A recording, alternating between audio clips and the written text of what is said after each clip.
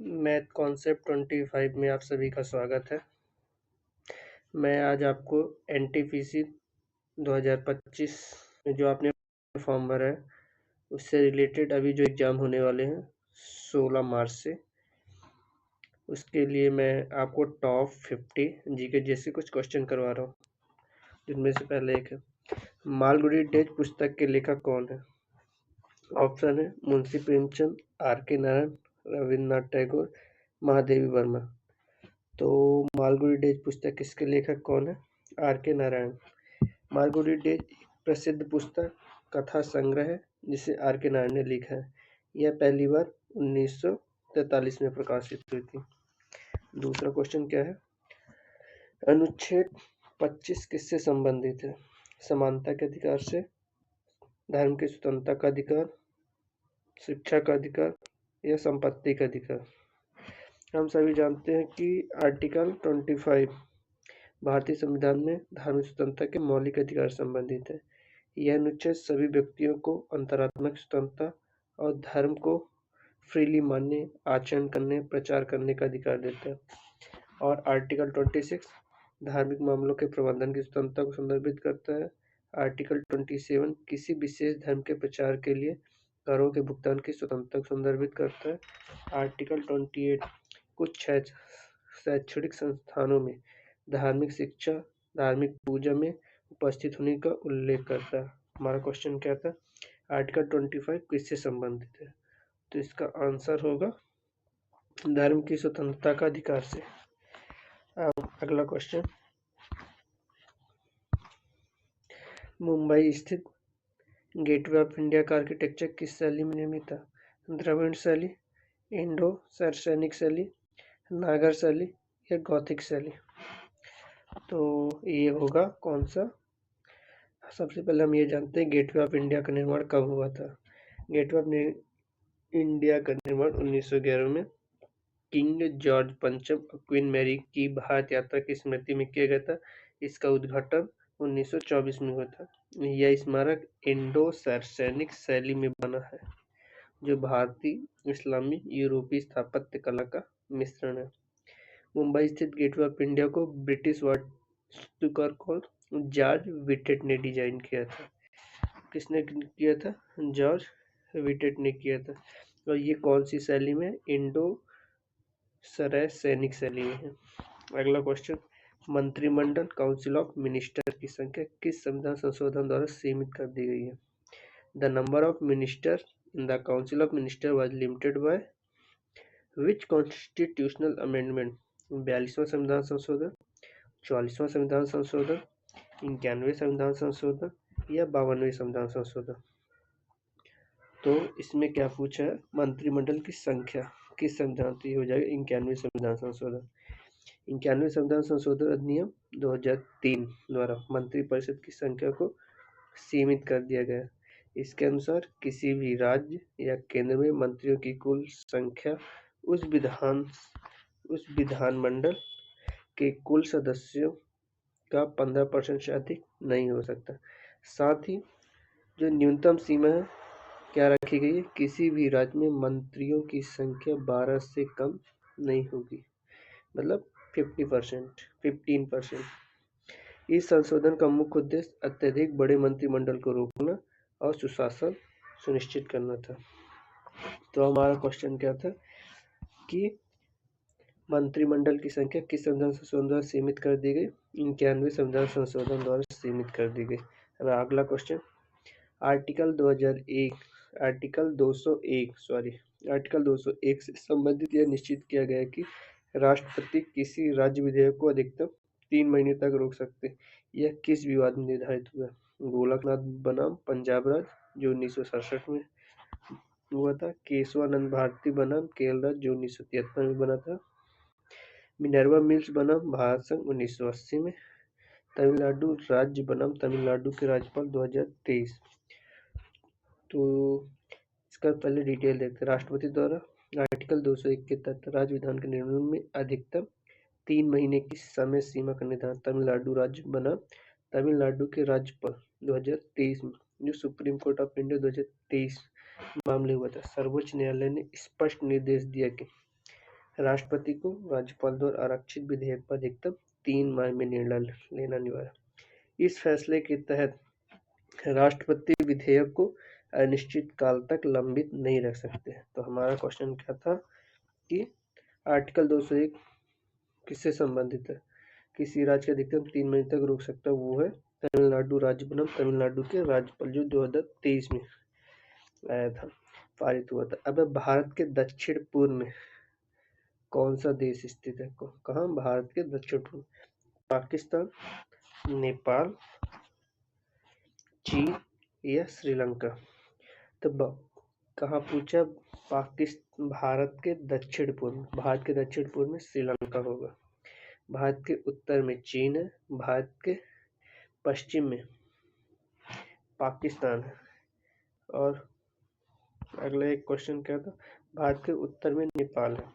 अब मतदान की आयु 21 वर्ष से घटाकर 18 वर्ष के संविधान संशोधन द्वारा की गई। 42वां संविधान संशोधन, 44वां संविधान संशोधन, 61वां संविधान संशोधन या 73वां संविधान संशोधन। तो 21 वर्ष से घटाकर 18 वर्ष के संविधान संशोधन द्वारा की 61वां संविधान संशोधन, जो 1988 में संविधान में पारित हुआ था। यह आर्टिकल 326 में संशोधन करके मतदान की आयु 21 वर्ष से घटाकर 18 वर्ष कर दी। अगला क्वेश्चन, MS विंडो में नया फोल्डर कैसे बनाया जाता है? इन MS window how use a new folder? Shift+N दबाकर, Alt+F दबाकर, Ctrl+Shift+N दबाकर या Ctrl+Alt+N दबाकर। तो इसको किसके द्वारा बनाया गया है? सीधे तो इसमें सीधे माउस मेथड, जिसमें क्या हो जाएगा? सीधे Ctrl+Shift+N दबाने से क्या हो जाएगा? Ctrl+Shift और N दबाकर आप नया फोल्डर कैसे बनाते हैं? जैसे माउस मेथड, जैसे हम जिस जगह पर हमें फोल्डर बनाना है तो उसे हम पहले राइट क्लिक करते हैं, उसमें फिर हमारे न्यू फोल्डर का ऑप्शन आता है, उसे क्लिक करते हैं, जिससे हमारा नया फोल्डर बन जाता है। उसमें या कि हम सीधे Ctrl+Shift+N दबाकर भी तुरंत न्यू फोल्डर बना सकते हैं। अगला क्वेश्चन, दीपिका कुमारी किस खेल से संबंधित है? हॉकी, आर्चरी, तीरंदाजी, कुश्ती या बैडमिंटन? तो दीपिका कुमारी एक तीरंदाजी खिलाड़ी है। अब अगला question, drainage theory of wealth किसने दिया था? दादा भाई नौरोजी, आर सिद्धार्थ, गोपाल कृष्ण गोखले या बिपिन चंद्र पाल? तो ड्रेनेज ऑफ थ्योरी किसने दिया था? दादा भाई नौरोजी ने। इन्होंने सन 1901 में अपनी पुस्तक poverty and un-British rule of India में बताया था। उसके बाद अगला क्वेश्चन, 1991 में रॉलेट एक्ट के बाद गांधी जी ने किस सभा का गठन किया था? भारतीय राष्ट्रीय कांग्रेस, सत्याग्रह सभा, हिंद स्वराज सभा या स्वदेश मंडल? किसमें? 1919 में। तो उन्होंने कहा था सत्याग्रह सभा का गठन किया था। अगला क्वेश्चन, सूचना का अधिकार अधिनियम राइट टू इंफॉर्मेशन एक्ट 2005 किस निकाय के अंतर्गत आता है? मानवाधिकार आयोग, केंद्रीय सूचना आयोग, चुनाव आयोग या लोकपाल? तो यह है केंद्रीय सूचना आयोग। अगला क्वेश्चन, मानव विकास रिपोर्ट पहली बार कब प्रकाशित की गई थी? 1985, 1990, 1995 या 2000? तो कब हुई थी? ये 1990 में हुई थी। तो इसका डिटेल देख लेते हैं। ह्यूमन डेवलपमेंट रिपोर्ट संयुक्त राष्ट्र विकास कार्यक्रम द्वारा प्रकाशित की गई। इसे पहली बार 1990 में अर्थशास्त्र महबूब उल हक और अमर्त्य सेन के विचारों के आधार पर किया गया था। इस रिपोर्ट में मानव विकास सूचना की अवधारणा दी गई थी। अब HDI इन 3 आयोगों पर आधारित कौन सा? जीवन प्रत्याशा, शिक्षा, आय स्तर और कौन से? जीवन लाइफ एक्सपेक्टेंसी, एजुकेशन, जिसमें लिटरेसी और स्कूलिंग टाइम पे आय स्तर, per capita income, standard of living. तो इसमें क्या होगा? ह्यूमन डेवलपमेंट कब हुआ था? 1990 में। वह प्राचीन काल में शहरी नगर नियोजन किस स्थल से संबंधित था? हड़प्पा, कालीबंगा, मेहरगढ़ या लोथल? तो कौन सा नगर नियोजन? ये होगा हड़प्पा काल में, जिसे सिंधु घाटी सभ्यता भी कहा जाता है। यह एक शहरी नगर नियोजन के लिए प्रसिद्ध थी। इसमें सुनियोजित नगर पाए जाते जिनमें ग्रिड पैटर्न मतलब सीधी सड़कें, नलियों की उन्नत एडवांस ड्रेनेज सिस्टम थे, ग्रेनरीज थी और ग्रेट बाथ सार्वजनिक स्नानागृह थे। तो इसमें कौन सा क्या होगा? प्राचीन काल में शहरी नगर नियोजन किस स्थल संबंधित थे? हड़प्पा काल से संबंधित थे।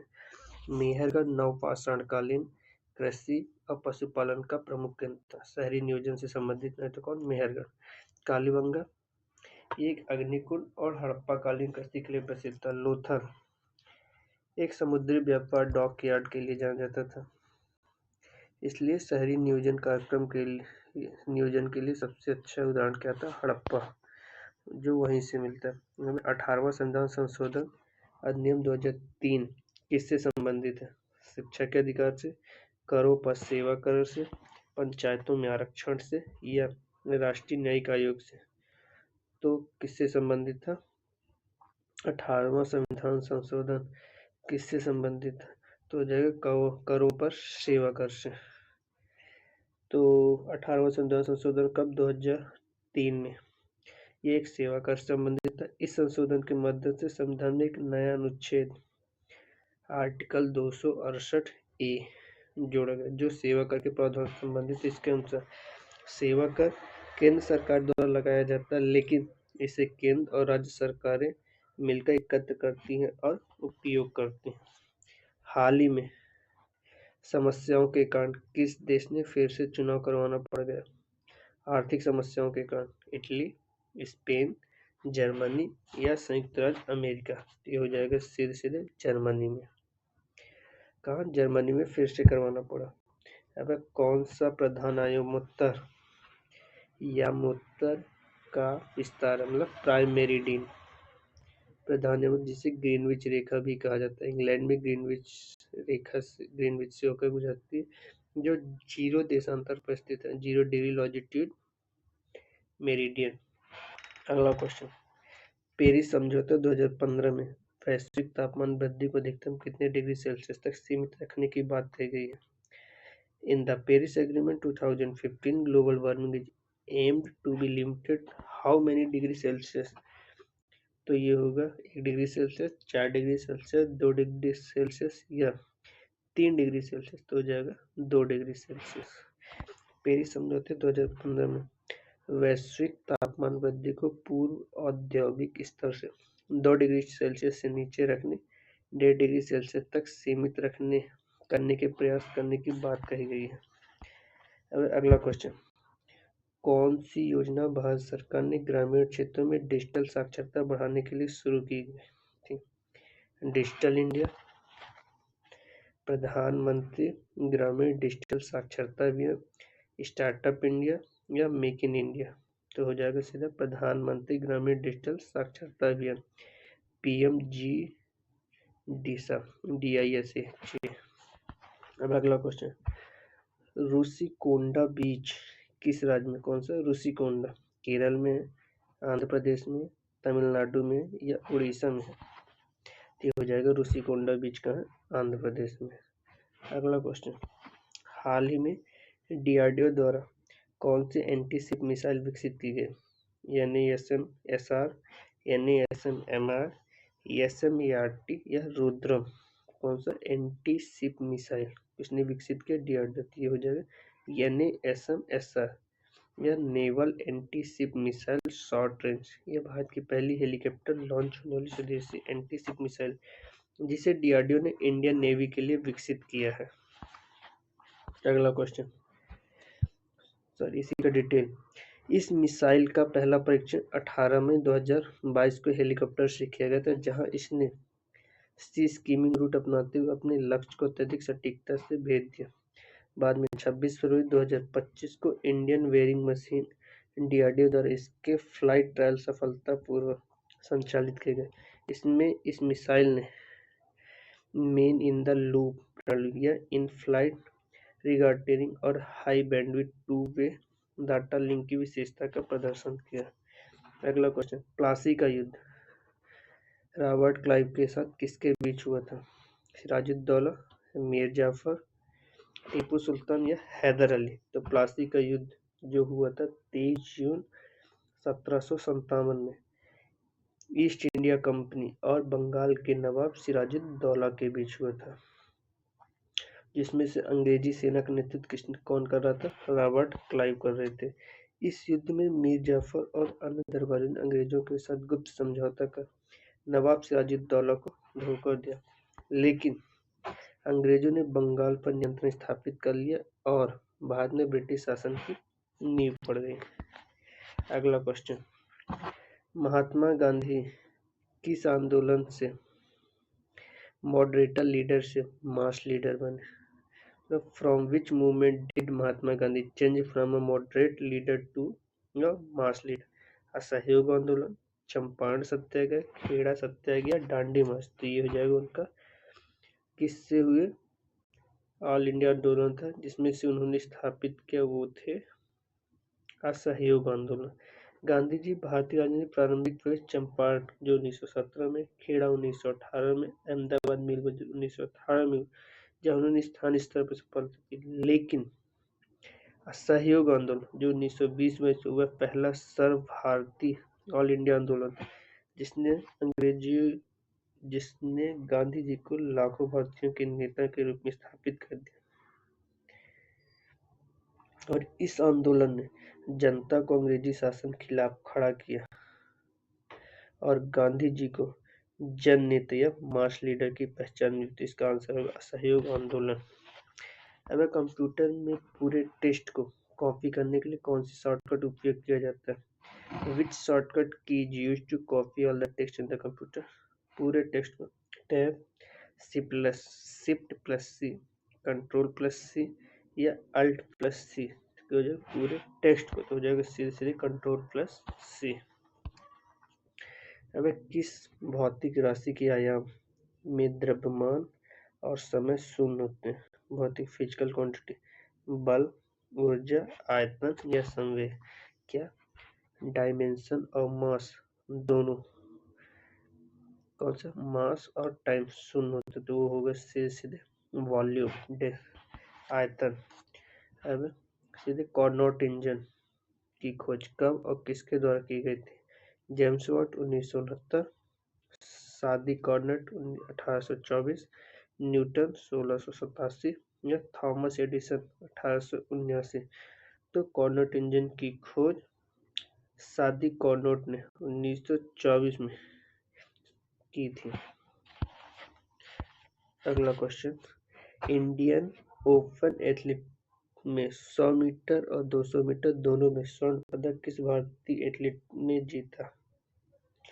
दुती चंद, एसा राय, सर्वानी नंदा या एच.एम. ज्योति? कौन सा Indian open athlete 100 metre 200 metre दोनों में स्वर्ण पदक, तो किसने जीता? श्रेवनी नंदा ने जीता।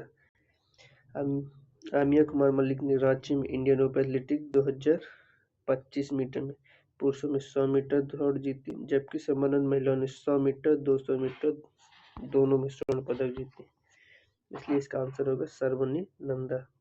अगला क्वेश्चन, कौन सी बंजर भूमि की परिभाषा है? कौन सा बंजर भूमि की परिभाषा है? जिस भूमि में लगातार 1 वर्ष तक खेती न हो, जिस भूमि पर लगातार 3 वर्ष तक खेती, जिस भूमि पर लगातार 5 वर्ष या उससे समय तक खेती न हो, या जिस भूमि में केवल वर्षा के मौसम ही खेती। इसका आंसर होगा जिस भूमि पर लगातार 5 वर्ष या उससे अधिक तक खेती न हो। अगला क्वेश्चन, दीनदयाल उपाध्याय ग्रामीण कौशल विकास योजना के अंतर्गत लाभार्थी की आयु सीमा क्या है? 14 से 25 वर्ष, 15 से 35 वर्ष, 18 से 40 वर्ष या 21 से 45 वर्ष? तो इसका होगा 15 से 35 वर्ष। दीनदयाल ग्रामीण उपाध्याय ग्रामीण कौशल विकास योजना ग्रामीण युवाओं को कौशल प्रशिक्षण देकर उन्हें रोजगार योग्य बनाने के लिए चलाई जाती है। इस योजना के तहत लाभार्थी की न्यूनतम आयु 15 वर्ष और अधिकतम आयु 35 वर्ष की गई है। अगला क्वेश्चन, सरकार द्वारा पारित किस अधिनियम में से एक प्रावधान को भारत के सर्वोच्च न्यायालय ने रद्द कर दिया? कौन सा प्रावधान था?